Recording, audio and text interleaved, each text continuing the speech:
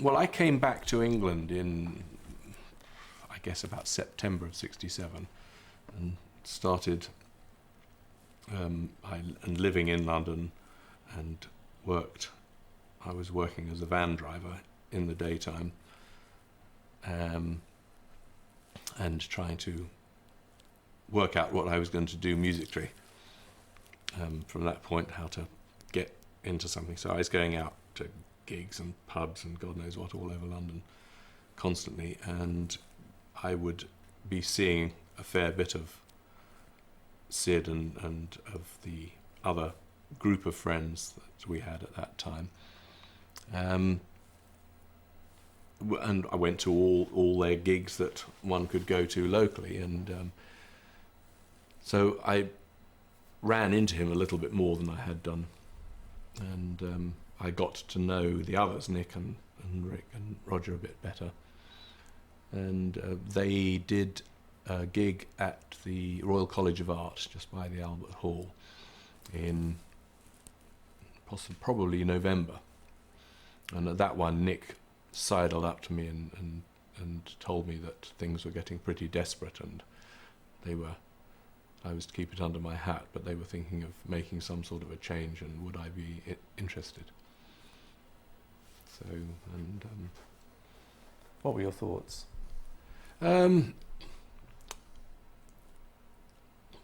Well, it wasn't exactly the sort of musical thing that I wanted to get into at that particular point, to be honest, and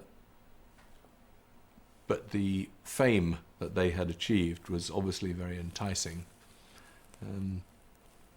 But I didn't think that it was sorry, I didn't think it was that serious, and I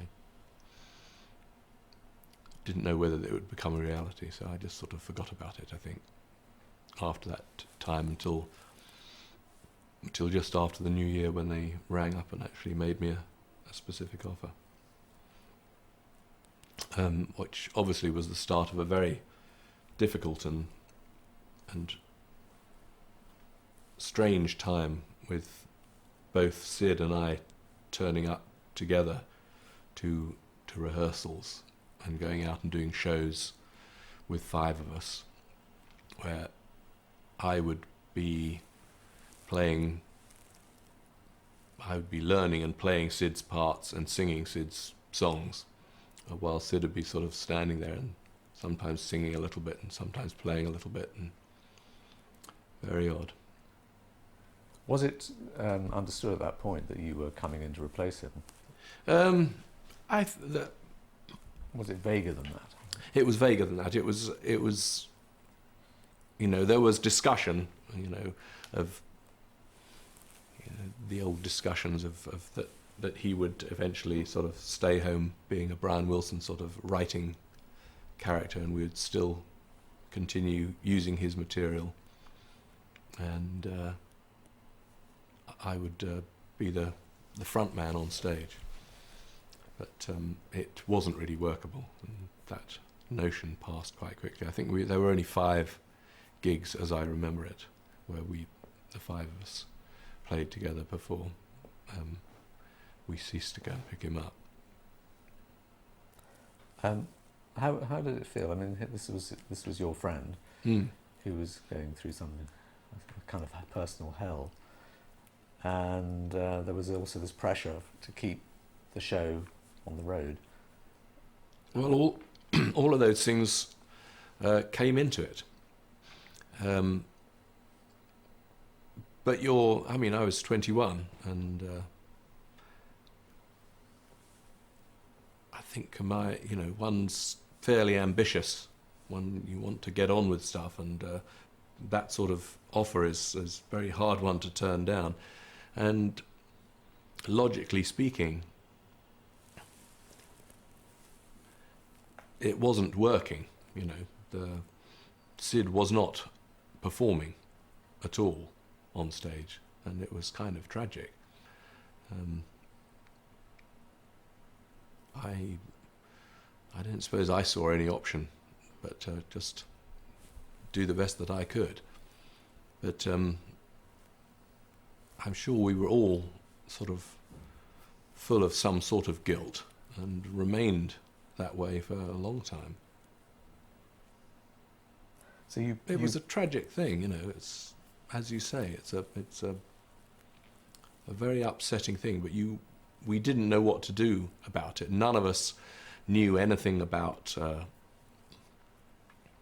schizophrenia or any sort of mental illness at the time. And it's very easy with hindsight to look back and think, well, we could have done this or we could have done that. But at the time, we just got on with the job in hand. Yeah, I mean, I guess you're right with hindsight. It's a wonderful thing, hindsight. I know. Were there thoughts of Syd needs professional help? In the group of friends, I mean, the Pink Floyd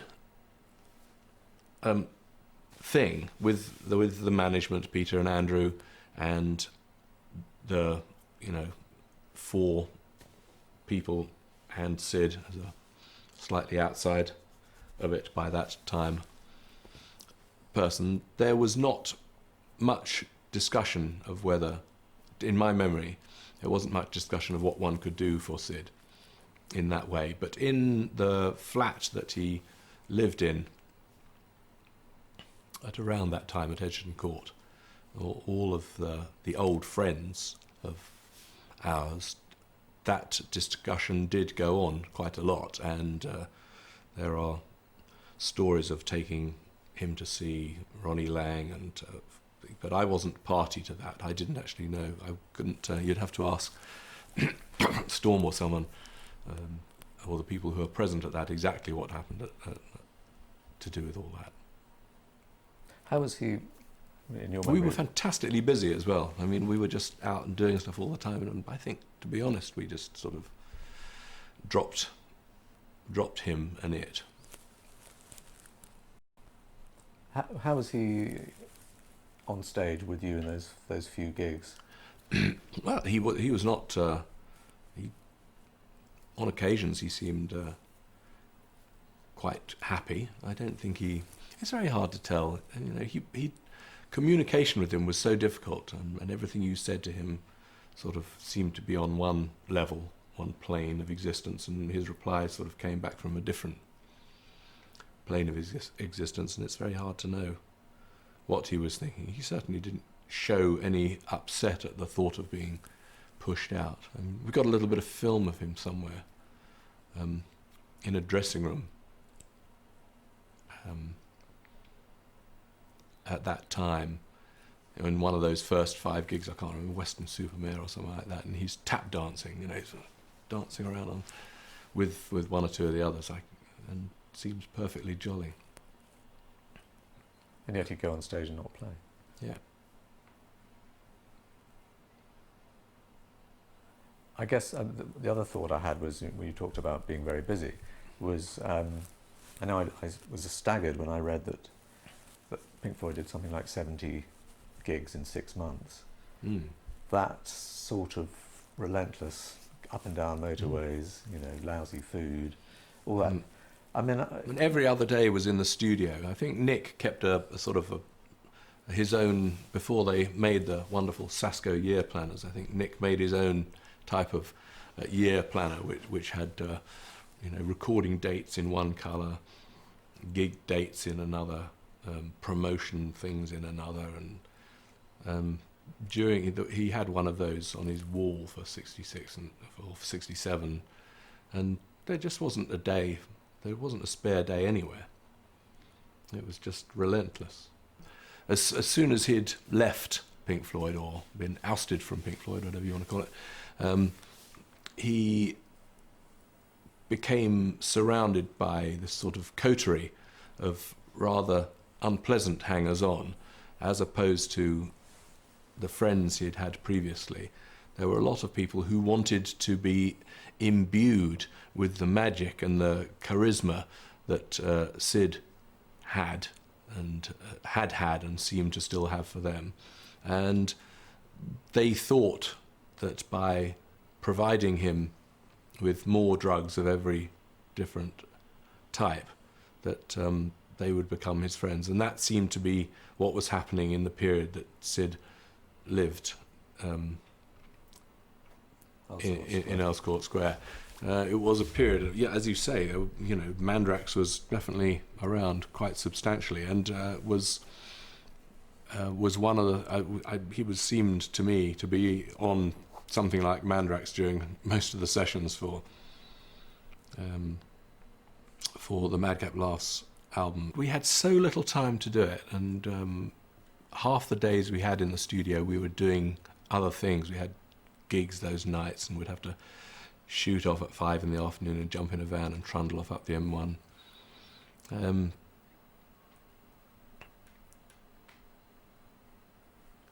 It was just, you know, trying to get anything down at all. It was a sort of desperation thing. Did he walk in with his plan for the day? No. I mean, I'd usually go and pick him up round the corner at his place, and we'd go off down there together. And we would either sit him down in front of a mic and just try and get him to do something, just as to hear things. We'd done a little bit of research, sort of listening to stuff at home, getting him to sing songs at home. But mostly it was all just done there and then in the studio. And so that there were songs that he had in his head already? He had them written down on paper. He had the words written down on paper for some of them, but not all of them. But he wouldn't do them the same twice. You know, you'd do take one, it'd be one version. Take two, it'd be a different tempo, different time signature. The words would change. Obviously making it impossible for one to really rehearse it with musicians and then perform it together. That didn't work, and putting musicians on something as loose as these recordings would be afterwards was almost impossible. We did that with some things, Dominoes. And was there a distinction between the Madcap sessions and the Barrett sessions, or were they? We had more time in the Barrett sessions. I think we were more able to give it a little bit of polish, but even so, we still had the same problems, and I don't think the remaining songs were quite as good as many of them.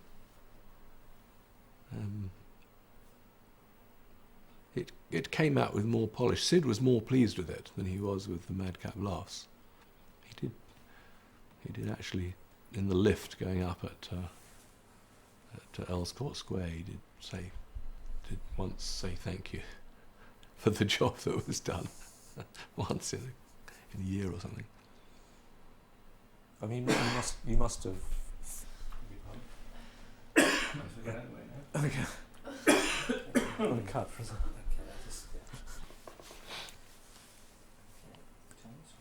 Okay, you must have thought long and hard before plunging into Barrett after the Madcap Laughs. I don't think so. I thought we'd just crack on and do it. Roger didn't want to do it, and Rick came in to help out on that one, and I just got in some of my friends and people to help out at any point where it seemed appropriate. It's a long time ago. It's hard to remember. Did you have the sense maybe that he was slipping away from you, that there was this talent, but you were losing it? I don't know if I thought that any more on Barrett than I did on the Madcap Laughs. Nothing really seemed to have changed. I think possibly on the Barrett one, he didn't seem to be physically on the day on Mandrax or anything like that as much as he had on the Madcap Laughs, but it seemed like the psychosis was as ingrained, embedded in him as ever. felt more permanent. Which must have been incredibly difficult to communicate. Well, all the way through both, communication was impossible. It's a very hard thing to describe what the way conversations would go, because everything he said seemed to make sense, but I couldn't for the life of me understand what it was he was saying. It would come back on a different plane, and whatever question you would ask him, there seemed sort of a meaning seemed to resonate slightly, but I couldn't quite ever manage to work out what it was. So he would subvert everything you said in a way. Yeah. I don't think he was deliberately trying. I think that's just the way his mind was working, and he would just say whatever came into his head in response to whatever you had said to him, but it seemed like he was answering a slightly different question to you were asking. Your guitar style was obviously rather different from Syd's when you joined Pink Floyd. Yeah. And the whole sound of the band very different from your band. Yeah. How did you did you adapt to that, or did they adapt to you? I mean, how did that Both, but at the beginning I had to very quickly adapt to them and play stuff that, I hadn't got a clue what I was doing. It was probably dreadful. It was also excruciatingly embarrassing, to the extent that I used to mostly play with my back to the audience, and I was really, really very embarrassed and very nervous about what I was doing. I didn't feel at all sure of myself. I didn't know what to play. I had to try and play on these songs and on these sort of templates that Syd and the band had been playing on for some time. And I was conscious that I needed to, at some point, try and make it more my own. But at the very outset, it was just really learning lots of stuff, and then learning Syd's parts, and then playing guitar solos that I thought fitted at the time. It wasn't a lot of fun, I have to tell you. It's been very difficult. Were you doing things like Interstellar Overdrive? Yeah, Interstellar Overdrive, Power Tok H, these very sort of strange, they were very loose bases for psychedelic jams, basically.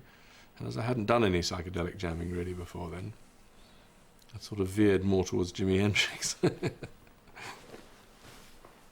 Did you pick up on techniques from Syd and the sort of feedback techniques and so on? I must have done some, yes. I consciously learnt some of his licks and his parts right at the beginning, but his style was fairly radically different to mine, and I think they probably mostly went by the by after a little while. I mean, I guess as you developed, Floyd developed with you, there was a new kind of sound emerging gradually, wasn't there?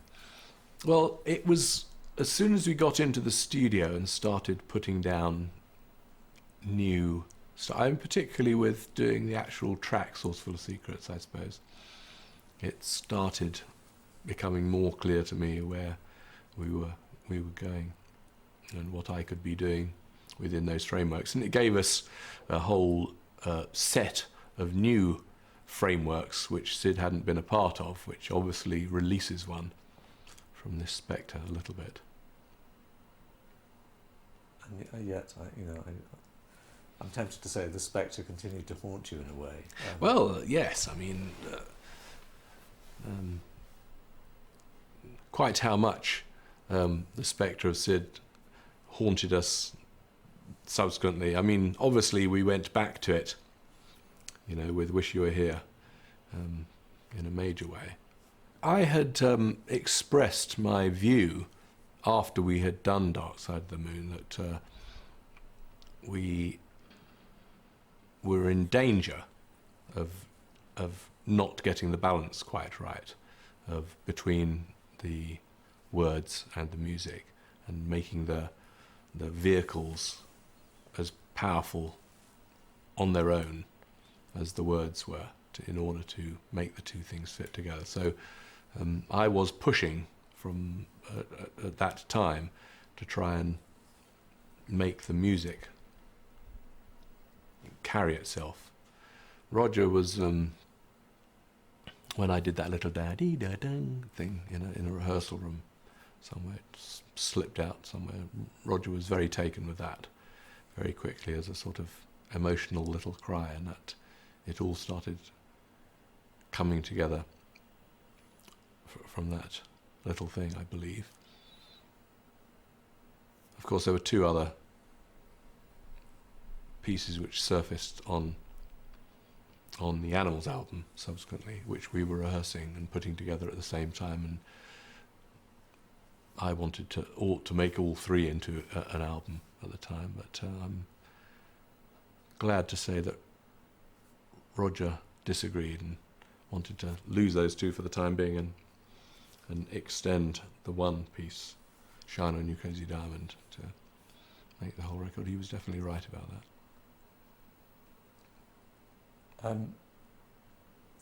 Was it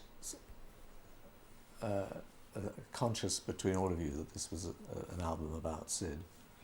Yes. As soon as... I mean, a lot of the music was just sort of being created. We were sitting in a rehearsal room, ghastly little room in King's Cross, putting that all together, and I can't really remember at the exact time when it must have struck Roger that the emotional impact of the beginnings of this piece of music were going to involve Syd and be about Syd. My memory's just not quite that good. I mean, other things like the song Wish You Were Here didn't surface out of those sessions at all. That happened in the studio when I was plonking that riff on the 12 string. But by then I think it must have been very established already. What's your feeling now about The Wall? What's that got to do with Syd Barrett? When I look at that movie of The Wall with Bob Geldof, and there's Pink in the hotel bedroom, locked in, watching TV, it's difficult not to think of Syd Barrett. Yeah. Yes. Well, obviously, yeah. He's in there too. Yeah. Gets in everywhere. Oh.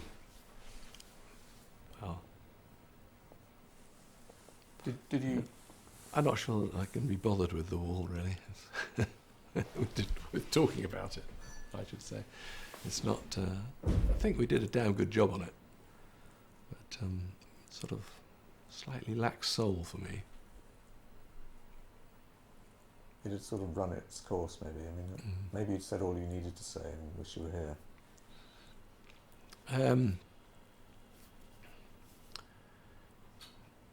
Our personal problems in the band by that time were sort of becoming more dominant. Roger was becoming more dominant, and it was less easy to argue that the music had to stand on its own before you added the extra weight of lyrics. And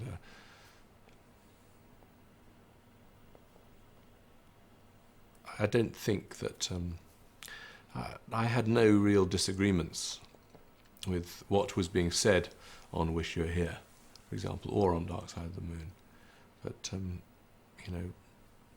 once it's established that Roger is the lyricist, it becomes harder and harder to say, well,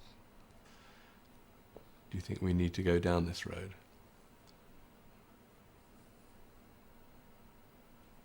Anyway, that's a different story. I suppose you could say that we haven't done quite as many concerts as people like the Stones have or someone. So my performances of Wish You Were Here still number in sort of 300 or 400, I suppose. There's another thousands that some people might do. But it still resonates. It still has has its meaning. It means that to me every time I sing it. It's a brilliant, it is a very, very good combination of music and words that seems to capture something. Does performing something like that, does it actually bring back the moment of creating it in a way, the memory of creating it? I remember the moment of creating it quite often. Yeah. I did have a guitar around it. I played it all originally somewhere in here. Oh, I've done with it now. It's not here. It's not one of those down No, I wrote it on a 12 string, I think.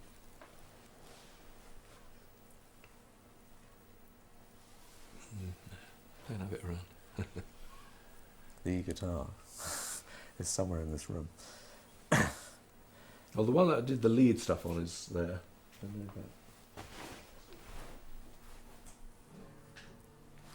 This is still the same one.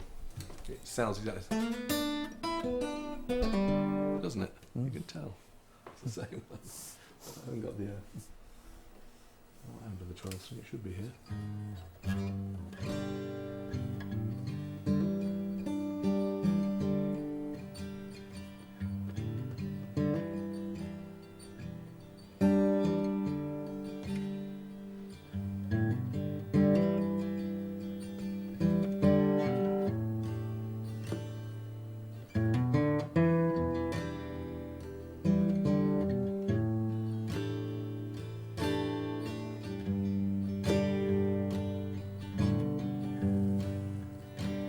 That in the control room of number 3 studio at Abbey Road, and it's just something I'd been strumming at home, and Roger immediately said, "What's that? What's that?" And we had to sort of immediately get on with that and work it up and write the rest of the music and stuff. So that just arrived So from nowhere.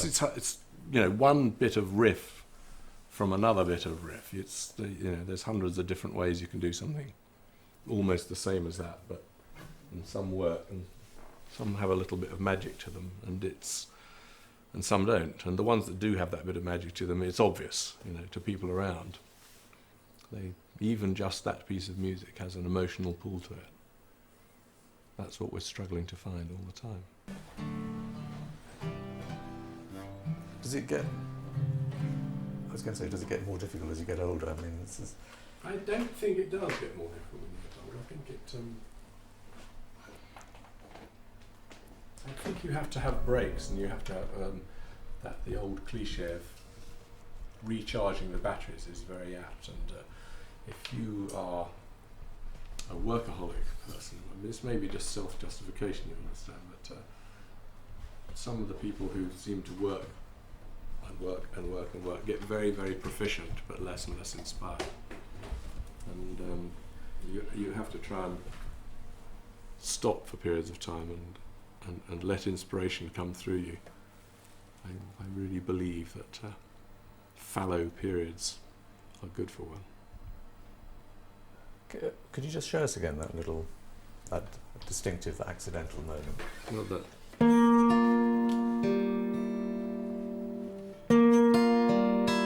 Came from. As I say, I might have been just playing an A minor chord, boring old, and just moved my fingers to the wrong position. It could just be an accident, but it did seem to sort of have a sort of haunting, calling sound to it. I can remember plonking it and thinking, and then playing it again, and repeating it over and over, and while it sort of called out hauntingly to me and everyone else.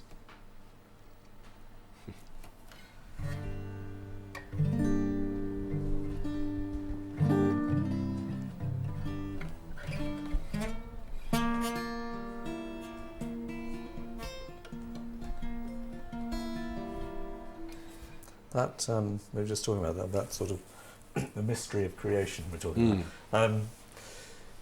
You were just saying that the root is almost, it's like your fingers are doing something that your brain hasn't caught up with in a way. Yeah. Well, you have to. Yeah, you get a certain facility with it, and the fingers move far too easily to certain. It becomes like doodling, sort of meaningless plonking away, and it's good to put yourself in unfamiliar territory by playing an instrument that's tuned differently, or an instrument that you can't play sometimes. And you often find little moments of inspiration that way. But I mean, you were already a very prolific and very able guitar player before you joined Pink Floyd. reasonably. By report. How do you rate Syd as a guitarist? I think I had a greater facility on the guitar, but Syd was more inventive. He had his own very distinctive, particular style. When you stop imitating and start liking your own sound, that's when you sort of start getting somewhere, I find. I mean, I spent a lot of time trying to be Eric Clapton, Jimi Hendrix, Pete Seeger, Lead Belly, all sorts of other people on the guitar, and there was a moment when I actually liked something that I played myself and started realizing that what I saw as my deficiencies actually could be turned into my qualities, and Syd certainly turned his deficiencies into qualities, and much earlier than I did, and became very original, innovative sort of player. Can you, when you say inventive, and what was the? Can you give us a sense of that? I can't really. It's because he'd have to do it for you, and I can't do Syd's things. I had to do a few of them at the beginning. There are moments that take your breath away almost on the solo stuff, actually. Yeah. Thinking of, is it Baby Lemonade, where there's a long, sort of just a solo guitar picking away piece before the song starts proper. Can't remember how it starts. Baby Lemonade. I mean, it is impressive. Yeah. Especially as he was very good. I mean, he just stuck on the old Telecaster and plonked away, and it was always interesting. Anything else you can tell us about your guitars here? We're just looking around. Did you? This one, as I said, this lead stuff on which you're here was done. This is my very first guitar, old Spanish thing, which I had when I was about 14 or something. Still.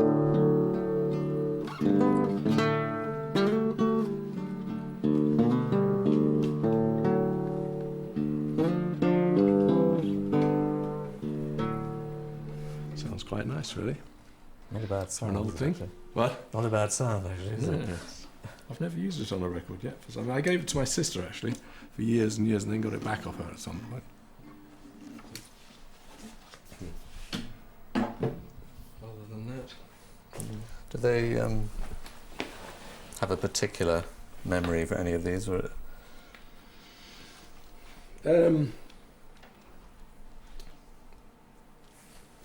not really. Let me think.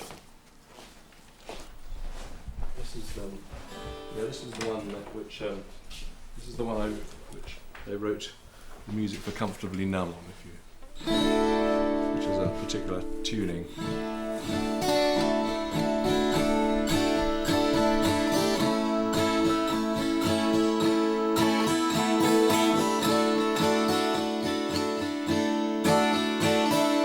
Not special, it's just an old Ovation acoustic with a different string set up.